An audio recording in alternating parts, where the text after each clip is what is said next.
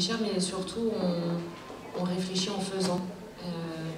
Même en faisant des toutes petites choses très invisibles ou très modestes, mais voilà, on est avec un groupe d'étudiants, ils sont tous en ligne, bien rangés, avec des casques. Super attentifs. On est en train de faire des petites expérimentations, par exemple cette semaine, sur ton invitation d'ailleurs, sur qu'est-ce qu'il est encore possible de faire dans la ville, avec quels outils, avec quels moyens, avec quelle audace ou pas on arrive à faire des choses. Et moi je dois dire que, en étant tout à fait honnête, j'éprouve le même plaisir et la même intensité artistique à faire des petites expérimentations avec eux dans les cafés du coin que j'avais à faire une énorme pièce avec 30 solos en simultané dans la ville avec Olivier Dubois en 2017. Parce qu'en réalité, je crois, et je suis très honnête en disant ça, il y a une autre appellation de la création in situ aujourd'hui, un petit peu plus contemporaine, où il y a quelques artistes maintenant qui disent qu'ils font de l'art contextuel. À partir du moment où on fait un art contextuel, on prend le contexte tel qu'il est et on travaille avec. Du coup, peu importe si c'est petit ou si c'est grand, peu importe si c'est visible ou pas, et peu importe finalement si c'est dans l'espace public ou dans des espaces semi-publics ou dans des espaces privés ou dans des espaces ceci ou cela, parce qu'il s'agit à nous de trouver les failles, les brèches, les endroits qui nous permettent de fabriquer des transformations. Et c'est l'ampleur de la transformation qui est intéressante. Du coup, peut-être que des fois, plus il y a de contraintes et plus c'est rigolo, en fait, je veux dire. Mais pas du tout au sens politique du terme. Hein. Là, je parle vraiment de juste quand on a des exercices à mener, des exercices artistiques avec des étudiants, plus il y a d'interdits et plus il est complexe de chercher la faille dans laquelle on va pouvoir entrer pour faire exister un espace et puis doucement le déployer et doucement négocier son grandissement. Plus il y a de contraintes et plus peut-être on déploie de créativité. أنا عاوز أتكلم على كان عندنا في أول ما بدأنا عروض ليها علاقة بالمساحات العامة. Quand nous avons commencé nos spectacles dans les espaces publics, je veux commenter ce qu'a dit Émilie et Ahmed. Au début, dans le domaine du théâtre de la rue en 2010 et en 2011, avant le festival Nassim El-Raqs, nous avions des expériences dans la rue. Et même avant, comme a dit Ahmed, dans les années 60 et dans les années 50, il y avait des expériences dans la rue et il y avait une rupture dans le domaine du théâtre. Même le ministère de la Culture avait organisé cette forme d'art dans la rue. Et ça reflète ce qui se passe aujourd'hui. Nous n'avons pas une continuité ni une durabilité. J'ai travaillé dans la rue depuis 2005 jusqu'à 2010 à Koumeddeka. Nous n'avions pas de permis. Et c'était un concert. Bien sûr, la musique est différente de la danse et des autres formes d'art. Quand j'ai commencé mon festival, et c'est un festival politique bien sûr, je voudrais présenter des spectacles dans la rue. En 2012, je n'ai pas affronté de problème parce que j'avais cette expérience de travail dans la rue. Je n'avais pas cette nécessité d'ajouter quelque chose dans la rue, mais j'avais une nécessité que le public voit une définition du théâtre politique. Donc j'avais cette volonté et cette mission de présenter le théâtre politique et que le public voit le contenu du théâtre au lieu des esthétiques. C'est-à-dire, toutes les personnes étaient dans la rue en 2012, comme vous le connaissez, après la Révolution. Mais comme je réfléchis maintenant, le contexte de la liberté à Berlin, par exemple, n'existait pas en Égypte. Nous avons cette compréhension, cette conviction que cette liberté était temporaire.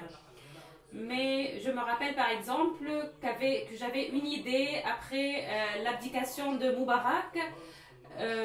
Nour Ashur et quelques personnes alexandrines, ils ont dit nous allons organiser un concert sur la plage. Après cela, j'ai dit est-ce que nous allons nous transformer en Allemagne? Qu'est-ce qui se passe? Il y avait ces personnes qui nous entouraient sur la plage, mais à ce moment-là, nous n'avions pas cette idée que c'était une liberté temporaire.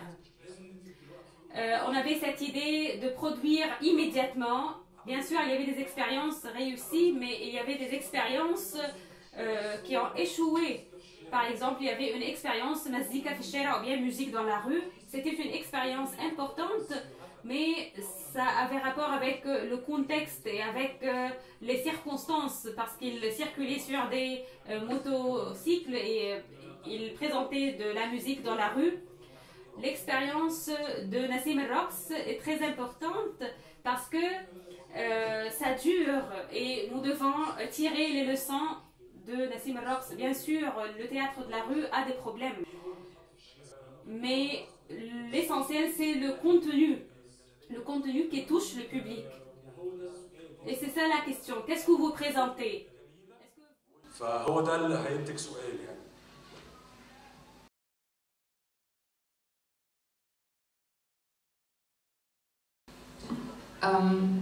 About like the artists we work with are very young, and I think most of them were still in primary school in 2010 and 11. We work with around 20 artists every year. Most of them are from Egypt, Alexandria. Mas Alexandria was founded by the artist, Alexandrian artist Raya Shaui, who is himself Alexandrian, went to the university here. Many of our students come from Alexandria University's finance faculty. Then there are artists from Cairo who join us. We also always, like since 2016, invite international artists to apply, and if we feel that they can work here, learn something from us, bring something to us, then we also accept them. But usually they're around 20, 25 years old. So that's the age range, and of course they come with an educational background. That's what MAS was founded for, to supplement existing art education. The idea was that there is art education here, but it dates back to the early 20th century. It's very conservative, the way it is still split into, like, there's painting, there's sculpture, but it's very skills-based also. They are amazing, the artists who come to study at MAS, because they have all the skills, but there's very little space for discussion and reflection. And I really liked what you said. Our approach and the way we run the program is that it's, first of all, it's a space. MAS is a space, and then within the space we allow for discussions, reflection. So reflection becomes part of the practice. And this goes on for around 9 to 11 months. So we invite artists from Egypt. I would say 50% of the artists who come to teach or to share their experiences, their practices with the students are from Egypt, 50%, and 50% come from all over the place. Because of their practice, because of their questions, we invite them to come, spend time with us, learn with us, teach with us. It's an exchange and a space for discussion. I can't really tell what they end up with in the beginning of the year. It usually takes around 3 months. It's research-based, that they come up with a question and respond to the city as well, but then also there are questions around institutions building, are they functioning? What is, like this year was a big question, how does institutions, how does it affect our imaginations? We talked a lot about institutionalized imagination. What do we allow ourselves to think, to do, to practice? So there's all these concerns and questions that then lead to experiments. So there's experimentation that then leads to forms. So these forms, art forms that we produce, it's mainly, most of the students come from a visual arts background, but we also have filmmakers, we have people who work mostly with sound. We have 2 musicians this year in the group. So it's a mixed group, and the way they respond to what we offer as a program with these subjects that I just mentioned, the city, institutionalized imagination, what is an archive, how do we access knowledge that is not accessible so much, or forgotten, or lost, or etc. These kind of questions, they respond to that very differently. So it's a broad range, and then it's coming together after 9 to 11 months and culminates with an exhibition, and I invite you all to come and see what came out of this experiment again that happens every other year. We have an exhibition coming up soon, opening on the 13th of December, and I can tell among the artists, like immediately two come to my mind that have really worked with, in one case, it was the main issue, what is the public space, for example, but it came more from the place where one is questioning what is public space, and then specifically in Egypt, but then also specifically here in Alexandria, talking about the Corniche and the privatization of all of the public beaches, for example, the building activities, how does that affect the city, how does that affect the people's relation to the sea, etc., and so on and so forth. So that kind of knowledge is worked with, they work through these experiments, doing research, and then they create, and can be a video installation, it can be performance, it can be many different things. And of course, this research is informed by traditions and informed by things that can, because they also, of course, look up what people have done before, or the people we invite present experiences from other artists, other generations, work with the public space. That specific artist I'm thinking about, his name is Abdelrahman Hussein, has discovered for himself a work, an exhibition that took place back in 2010 and is still ongoing, 2014, white paper. It was an exhibition at Beirut in Cairo, a space that doesn't exist anymore. Was between 2012 and 2015 that space was very active, mounting exhibitions. And there's the artist Adelita Husni Bey, who created an installation about what is our relation to our land. And there's a book publication, so we brought that book publication, he studied that, he got in touch with the editors, and they're doing research on an exhibition that has happened in Egypt, that was based on research in Egypt, experimentation here. So in that sense, there is an intergenerational exchange, artists talking to artists that have had like similar interests and shared concerns, how the people, have access to the land, have access to the sea.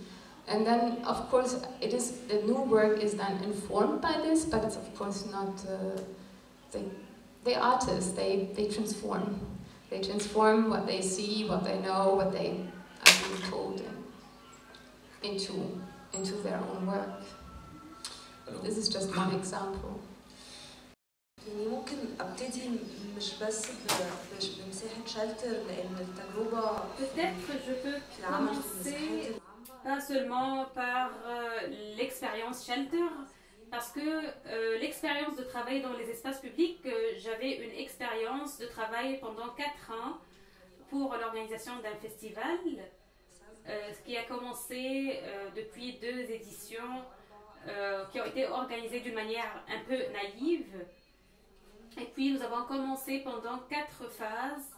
C'était un festival qui s'appelait Farah el-Bahr, qui était organisé chaque année à la Citadelle. Et je pense que nous avons participé avec beaucoup de partenaires. Et l'institution dans laquelle je travaillais, c'était une institution très généreuse. Nous avions des financements généreux, que ce soit des ministères ou du gouvernorat d'Alexandrie, pour avoir un festival annuel dans un espace public. Et c'était en 2008-2009. Cet espace, je ne pouvais pas faire la différence entre espace gouvernemental, individuel et public. Il n'y avait pas cette différence entre ces termes ou bien ces notions. Le festival était organisé d'une manière un peu improvisée. Nous, comme équipe de travail, j'avais par exemple avec moi Lucien qui participait avec nous dans l'organisation et il avait commencé à établir la résidence et tous les acteurs alexandrins travaillaient avec nous. Nous avions une équipe collective pour l'organisation de ce festival. Chaque année, nous remarquons une innovation dans le festival. Nous tirons les leçons chaque année. Nous n'avions pas une personne qui nous disait faites ceci, faites cela, mais parce que nous étions soutenus par des institutions très fortes, on nous a facilité beaucoup le travail. Je pense que l'édition 2010 était une édition très importante pour nous parce que nous avions commencé à dire que l'espace, comme l'espace de la Citadelle, qui accueille un nombre limité de public ou bien de personnes, nous avions accueilli 1000 ou 1500 personnes pendant deux jours et c'était un nombre énorme à ce moment-là. En 2011, nous n'avons pas pu organiser le festival. Nous sommes retournés une autre fois en 2012 on a nommé cette édition Ragaïn, c'est-à-dire nous retournons. Le public attendait ce festival parce qu'il accueillait tous les groupes musicaux qui ont donné des performances très réussies, comme Massar Ekberi, tous les groupes musicaux qui sont aujourd'hui, qui ont réussi aujourd'hui. En fait, l'organisation était faite à cause de la volonté des acteurs. Nous avions cette conception de la quantité, comme a déjà dit Monsieur Ahmed. En fait, en 2012, c'était la dernière édition du festival, pas à cause des conditions politiques ou bien sociales, mais en fait, j'étais à la tête de l'organisation du festival. Nous avons arrêté le festival parce qu'en 2012, dans une seule journée, nous avons reçu 6000 personnes.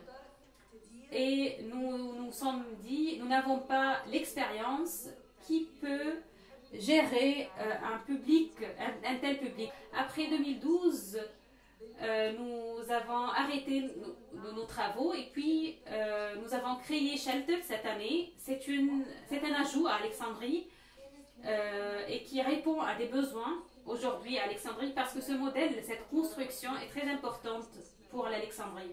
D'avoir cet espace financé par une entreprise. Cette entreprise est intéressée à la rénovation des bâtiments historiques au centre-ville. Le centre-ville doit être un espace culturel, artistique.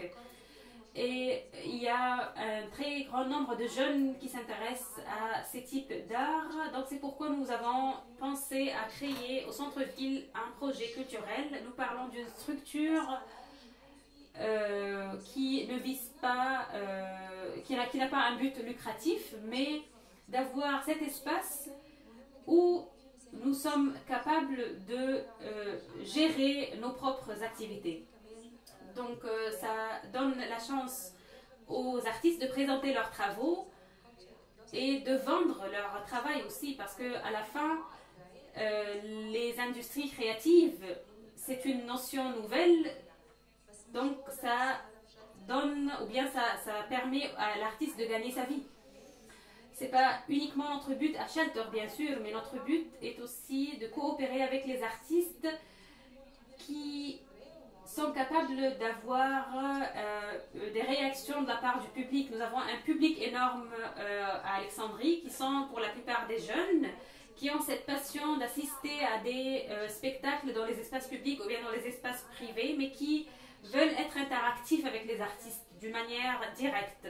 Nous nous sommes focalisés sur les arts plastiques. Peut-être c'est un peu limité à un certain nombre de personnes, mais dans 6 mois uniquement, nous avons pu détecter un facteur important. les personnes veulent assister à nos événements culturels, ils veulent connaître les bâtiments d'Alexandrie, les bâtiments historiques, l'histoire d'Alexandrie, et veulent connaître, faire la connaissance des artistes. Et je pense que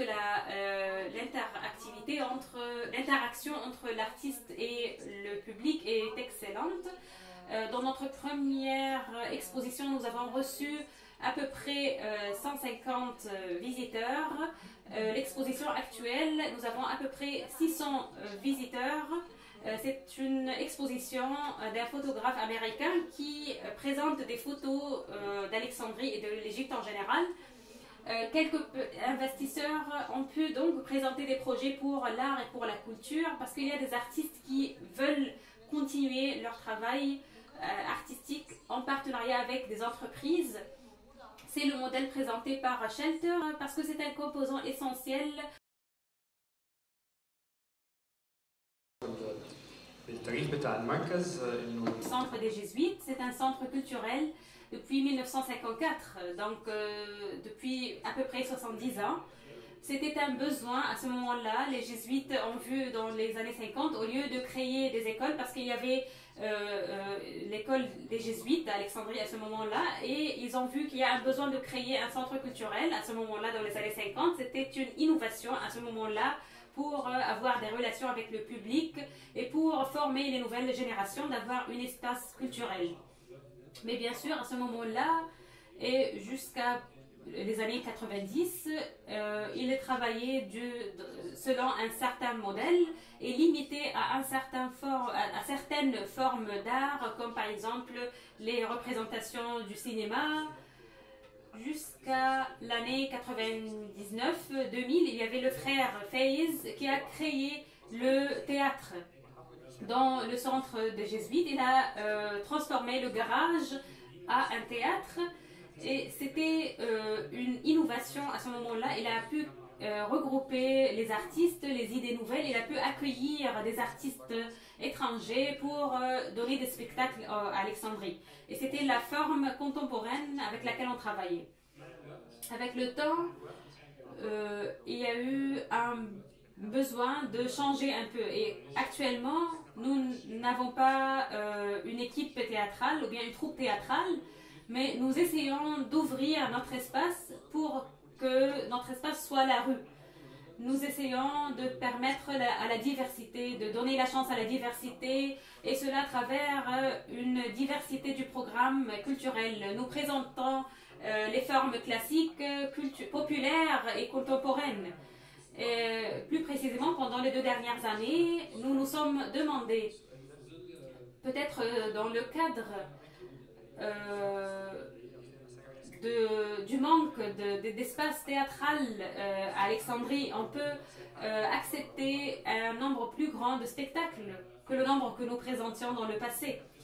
C'était notre mission donc d'avoir cette accessibilité, d'accepter les idées nouvelles. Peut-être ce ne sont pas les idées sur lesquelles, ou bien les idées habituelles, mais donner juste la chance aux artistes de présenter une forme nouvelle. C'était un défi en soi. Donc, en ce qui concerne notre travail dans le domaine de la diversité artistique, en ce qui concerne les nouvelles générations, le phénomène d'aujourd'hui consiste à voir qu'il y a de l'espoir. Il y a une nouvelle génération qui est en rupture avec notre génération. Ce sont une génération de personnes âgées de moins de 20 ans qui sont intéressées à l'art. Ils s'intéressent à se regrouper pour former des groupes musicaux, des groupes de musique par exemple, bien des troupes théâtrales. Et ainsi de suite. Il y a beaucoup d'initiatives qui apparaissent chaque jour et nous avons des demandes chaque jour pour utiliser les espaces de notre centre. Ce sont des personnes âgées de moins de 18 ans. Je pense que c'est un phénomène nouveau et nous devons l'étudier, et ça me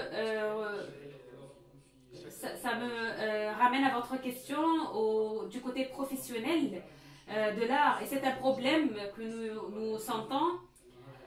Aujourd'hui, il n'y a pas de facteur de réussite pour les espaces publics, malheureusement, parce que nous avons des facteurs qui manquent dans notre ville. Et de l'autre côté, il y a un besoin énorme de la part des jeunes pour pratiquer leurs initiatives artistiques.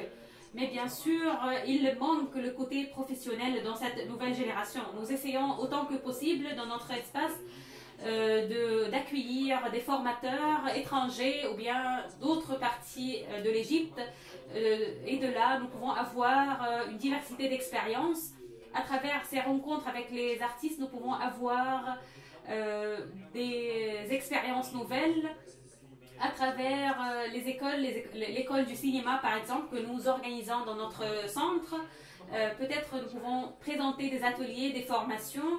Il y a des tentatives multiples, mais je suis ravie de voir cette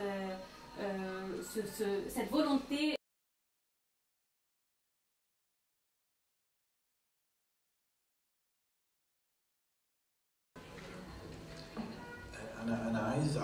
Je veux juste commenter quelques idées qui ont été mentionnées. Tout d'abord, je voudrais dire quelque chose de très important en ce qui concerne le festival d'ICAF.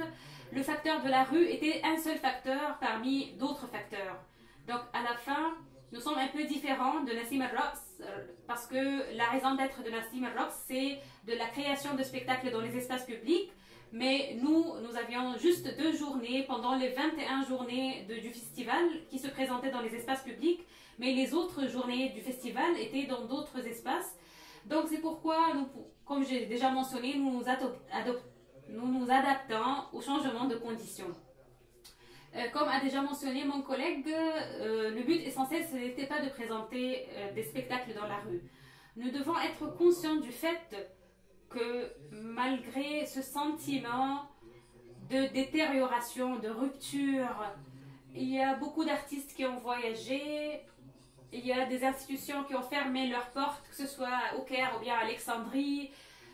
Mais en fait, si nous prenons un peu de recul, ou nous voyons un autre point de vue, il y a toujours une communication, et c'est ça le plus important.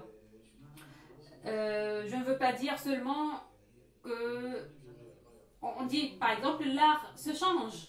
Bien sûr, non, bien sûr, l'art ne change pas complètement un individu, c'est-à-dire vous n'allez pas assister à une représentation théâtrale et vous allez devenir une personne nouvelle.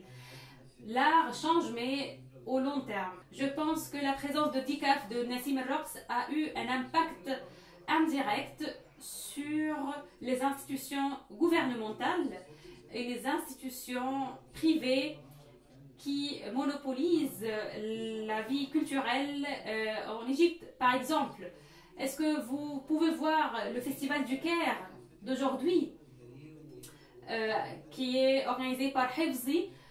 Vous allez voir une innovation complète, une transformation complète. Le festival aujourd'hui est très réussi. Vous avez un public qui participe. Je pense que c'est à cause des autres festivals qui ont été organisés. Un autre exemple, en ce qui concerne le ministère de la Culture qui a commencé en 2010 ou bien en 2009, ils ont changé un peu les formes des arts présentés. Ils ont présenté un festival qui s'appelait Why Not et ils ont intégré des nouvelles formes d'art, autres que les arts plastiques, les arts traditionnels. Je pense que la communication se trouve d'une manière peut-être qui n'est pas directe, mais je dis cela pour vous donner de l'espoir, parce que peut-être les institutions ferment leurs portes, mais d'autres institutions apparaissent, d'autres initiatives apparaissent. Peut-être DICAF, après 2 ans, va s'arrêter, mais je ne suis pas sûre, j'anticipe seulement que peut-être beaucoup de personnes ont déjà entendu parler de DICAF. Mais l'impact ou bien l'influence, les traces de DICAF va rester. Et c'est la même chose pour Farah el-Bahr, Nassim al-Raqs et les autres festivals. La continuité ne doit pas être immédiate, c'est-à-dire DICAF ne doit pas continuer pour toujours. Non, l'essentiel c'est ce qui reste dans votre mémoire collective et qui va donner dans les années à venir d'autres initiatives avec le changement des générations.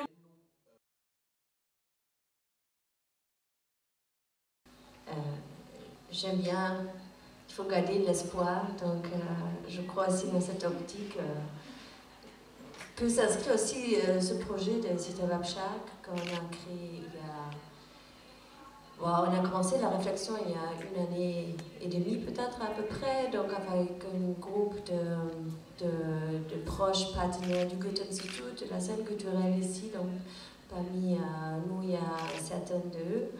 Donc, la question principale était aussi dans cette situation, il y a 2-3 ans, que la scène culturelle, on avait l'impression, voilà, ça baissait, il y a beaucoup d'initiatives qui ont des difficultés, des problèmes de continuer, de travailler. En même temps, il y avait aussi une expérience parmi d'autres, aussi avec National Rax, et la question de trouver aussi des gens sur place qui peuvent soutenir de façon professionnelle. Tu avais dit aussi dans l'administration, dans le management, mais aussi bien sûr dans la programmation. Donc tout ça, ça nous a amené à une réflexion un peu plus grande et plus ouverte avec des partenaires, et on se posait aussi la question quel pourrait être le rôle du Goethe Institut. Donc est-ce qu'on pourrait trouver une formule où on pouvait soutenir la scène culturelle, surtout aussi une nouvelle génération, de façon un peu plus durable. Donc, je crois que la formation en management culturel, c'est pas nouveau pour le Goethe Institut. Donc, depuis 2011, il y a un grand projet régional dont Adèle, il a fait aussi partie, d'autres peut-être aussi, une grande formation sur le management culturel, qui avait aussi une longue partie à Berlin, un très grand programme. Donc, qui n'a pas continué aussi depuis 2 ans. Donc,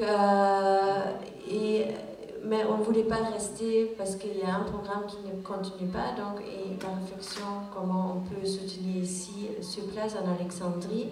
Aussi, cet accent sur l'Alexandrie, je crois, c'est aussi quelque chose qui nous a tenu à cœur parce que il y a certaines...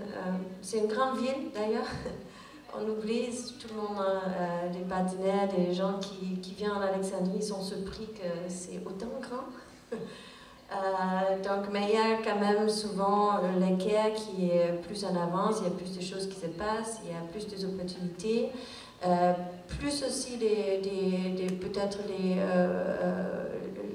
les partenaires internationaux qui sont basés là-bas.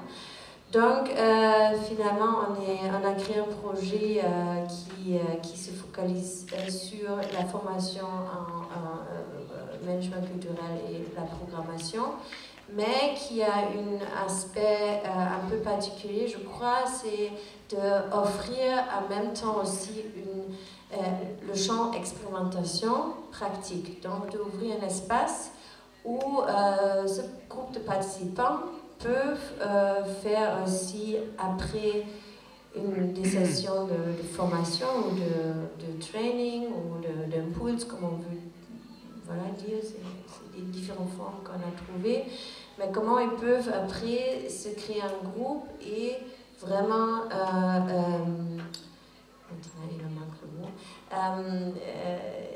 gérer cet espace de forme administrative, mais aussi de forme de la programmation. Et avec ça, on a ouvert maintenant... Cet espace leur est concédé après le programme, c'est ça? C'est une partie intégrale du programme. Donc, c'était pas du tout clair si on pourrait réussir à faire. Donc, c'est soutenu par le ministère des Foreign Affairs Ministry de l'Allemagne, donc par une ligne de support particulier. Donc, c'est des projets annuels, donc, mais nous, on a conçu ce projet quand même pour 2-3 ans. Donc, on est content que finalement, on va continuer aussi l'année prochaine. Et voilà, c'est maintenant que toute cette expérimentation pratique commence. Avec l'ouverture le mois passé, on a donné cet espace finalement. On a présenté ça en Alexandrie. Et maintenant, c'est un groupe qui est toujours dans les derniers ateliers qui vont se passer en décembre. Mais en même temps, ils sont dans cette démarche pratique qui les permet de trouver une formule, comment ils veulent faire cet espace. Tout ce projet est aussi accompagné par un board, un conseil d'artistique et qui sont aussi devenus des menteurs. Donc Shaima est une des 3 qui accompagne aussi ce processus de tout cet développement. Parce qu'en fait, c'est un projet qui est bien écrit sur un papier, mais en même temps, on travaille avec un groupe très très divers. Et tout ce processus de discussion, de décision, de comment, qu'est-ce qu'on veut faire, comment on veut se structurer, c'est un processus très très intense. Et personnellement, j'ai pensé que ça va être plus facile, mais c'est un processus qui est super intéressant.